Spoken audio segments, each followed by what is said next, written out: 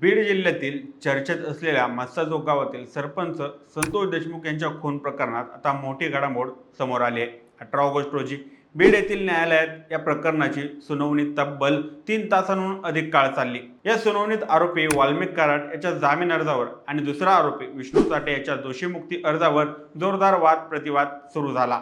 या दरम्यान काय काय झालं आणि आरोपींचे वकील काय म्हणाले तसंच सरकारी वकील काय म्हणाले सविस्तर जाणून घेऊयात या व्हिडिओच्या माध्यमातून। नमस्कार, मी सनी आणि तुम्ही पाहताय दैनिक राज्य लोकतंत्र। या सुनावणी दरम्यान वाल्मिक कराडच्या वकिलांनी तब्बल 2 तास युक्तिवाद करत कराड निर्दोष असल्याचं सिद्ध करण्याचा प्रयत्न केला। त्यांनी अटक प्रक्रियेतील त्रुटी, पुराव्यांतील अस्पष्टता आणि पोलिसांच्या तपासातील कमतरता या मुद्द्यांवर भर दिला। त्यांच्या म्हणण्यानुसार कराडला अटक करताना कोणतीही स्पष्ट कारणे न दिल्यामुळे ही अटक बेकायदेशीर ठरते। तसेच घटनास्थळी कराड उपस्थित नव्हता असा दावा त्यांनी यावेळी केला। या संपूर्ण प्रकरणात विशेष सरकारी वकील उज्ज्वल निकम यांचा ठाम विरोध पाहायला मिळत आहे। मात्र या सर्व युक्तिवादाला उत्तर देताना विशेष सरकारी वकील उज्ज्वल निकम यांनी खूपच ठाम भूमिका घेतली। त्यांनी कोर्टात सडेतोड युक्तिवाद मांडत सांगितलं की हा खटला अत्यंत गंभीर असून यात आरोपींना कोणतीही सवलत देणे लोकशाही आणि कायद्याच्या दृष्टीने चुकीचं ठरेल। निकम यांनी विशेषतः कराडच्या फोन कॉल डिटेल रेकॉर्ड्स अर्थात CDR कोर्टात सादर केले। त्यांनी कोर्टात सांगितलं की खून झालेल्या दिवशी कराडने काही विशिष्ट व्यक्तींशी फोनवर संवाद साधलेले होते आणि या कॉलचा वेळ आणि लोकेशन खुनाच्या घटनाक्रमाशी जुळतो आहे, त्यामुळे तो घटनास्थळी नव्हता।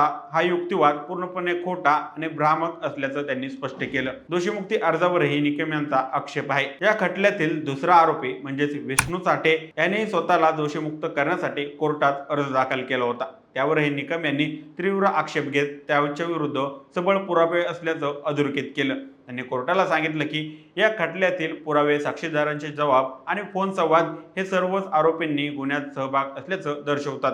तुमच्या आणि संपूर्ण बीड जिल्ह्यातील जनतेच्या दृष्टीने महत्त्वाचं म्हणजे न्यायालयाने 18 ऑगस्टच्या सुनावणीत कोणताही अंतिम निर्णय दिलेला नाही।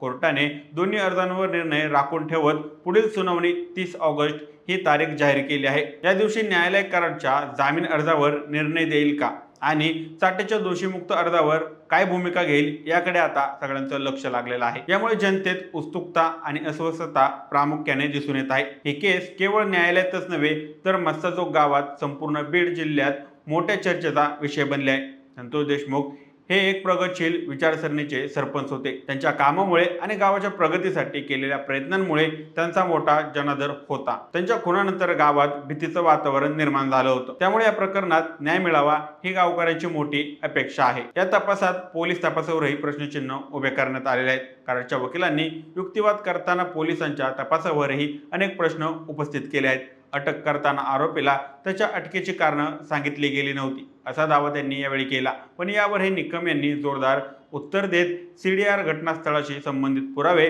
आणि अन्य पोलीस तपासाचे कागदपत्रे कोर्टात सादर करून अटकेची वैधता सिद्ध केली।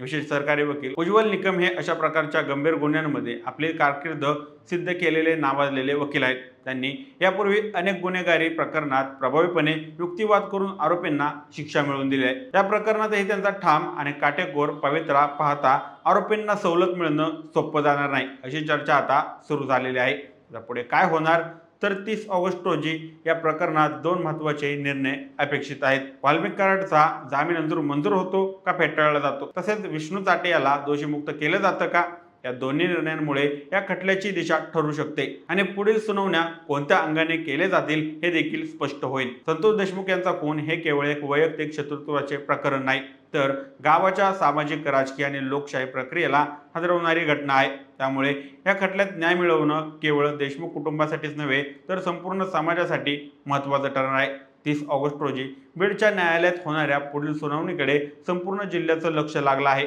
त्या दिवशी न्यायालय काय निर्णय देतं यावर अनेकांची नजर आहे। बाकी याबाबत तुम्हाला काय वाटतं आम्हाला कमेंट करून नक्की कळवा आणि जर दैनिक राज्य लोकतंत्र चॅनलवर नवीन असाल तर चॅनलला नक्की सबस्क्राईब करा। धन्यवाद।